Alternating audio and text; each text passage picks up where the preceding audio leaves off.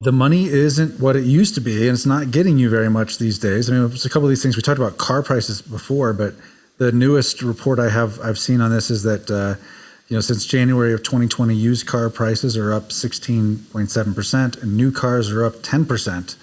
And of course, cars are probably optional for a lot of people, unlike some of the things that aren't optional, like gas and food, which are going up tremendously. But this has now started to really enter the real economy. And I don't know, we know that in the past, food prices have been directly tied to restlessness, let's just say. The Arab Spring was fueled on by that. We talked about that before. But I just wonder, at this rate, and as you see these prices changing, how long before we start to see blowback from that? Well, I think pretty soon, because corn prices, for instance, have doubled in about the last year. Corn is starting to close in on an all-time high. I think it's going much higher. And that's important because most people think about corn.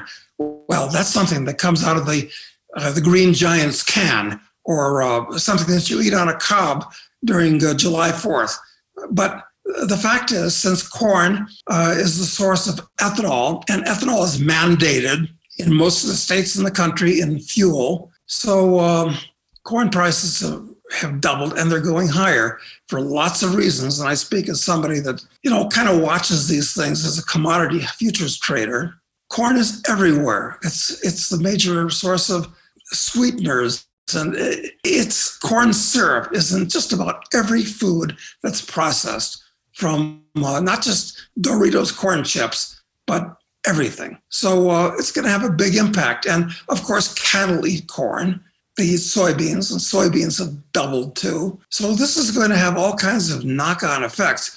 And what we're likely to see with, for instance, cattle, you can forget about a cheap steak or cheap hamburger. It's going to be pretty much what we're seeing with lumber. Lumber prices have about quadrupled.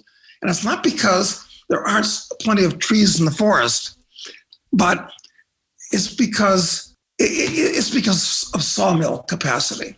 And one of the problems with sawmills, you hire people and they have to wear masks. And the same thing is happening with cattle. When you're processing cattle, in the old days, beef processors that are on the assembly line, cutting stuff apart and so forth, they'd be a couple feet apart. But now they have to be 6 feet apart. So you can't have them all. And a lot of them don't want to come into work because they've been made hysterical by the COVID fear. And nobody likes to work doing, hot, sweaty labor, wearing one of these stupid masks 8 hours a day either. A lot of people are saying, screw it, I'm not going to do that. So of course there are going to be supply crunch things. And since the cattle can't be processed, that means that there's less. First of all, the farmers are being pressed because they can't make many money on the beef because they're so expensive to feed now.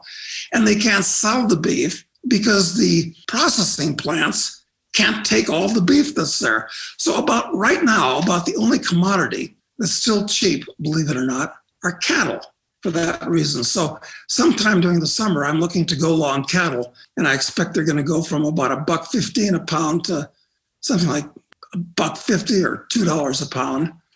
So all kinds of distortions, rapid changing prices.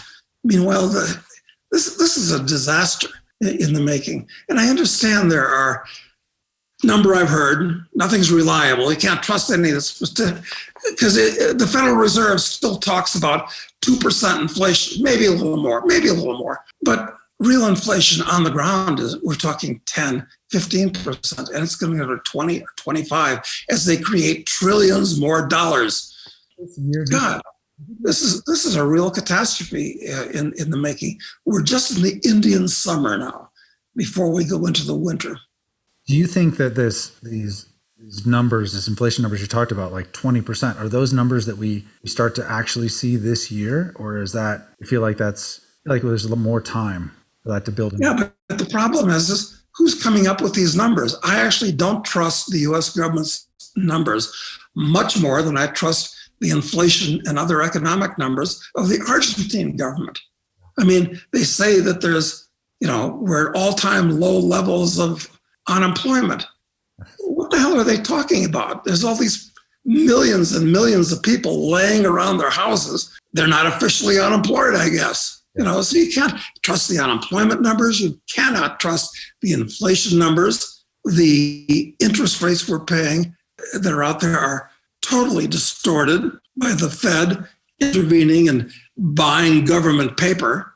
This is an explosive situation. Well, one of the things that I guess my question was, well, we know the 2% inflation is obviously a lie. We see greater inflation than that in our own experience. We just look around today. But how much do you expect it to accelerate from here still this year? I mean, do you think it's going to, because it's really started to tick up now. Do you think we're just at the very you said we're in the Indian summer of it. I mean, by this year, do you expect it to really start taking off more, or do you think they can delay it? Well, it depends on whether we're talking about real inflation or reported inflation. Yeah. And I think real inflation, people are going to start talking about 15 or 20% real inflation by the end of this year. I think it's unavoidable with trillions and trillions of dollars being created, and they want to create more. So the big takeaway from this episode is that you expect to see real inflation numbers of 15 to 20% this year. Like, we're already starting to see it, but we will see it before the end of the year. Yes, and other types of catastrophe too, because once again, I don't believe anything I read. Some stuff you kind of believe. But how many people are not paying their mortgages right now? Do you know what the number might be? What numbers have you heard? I know it's in the millions. But I don't recall off the top of my head. I think it's in the tens of millions. People are just not paying. And there are a lot of people that aren't paying their rent, more probably. So when they're required to pay those things again, and they'll have to, otherwise the landlords are going to go bankrupt and the banks are going to be squeezed and so forth. And they're not. Who knows how this is going to work out? This is a genuine catastrophe in the making. I really don't want to be in the U.S. anymore to find out. As I've been saying for years, I'd much rather watch it on my widescreen from a secure location than out my front window.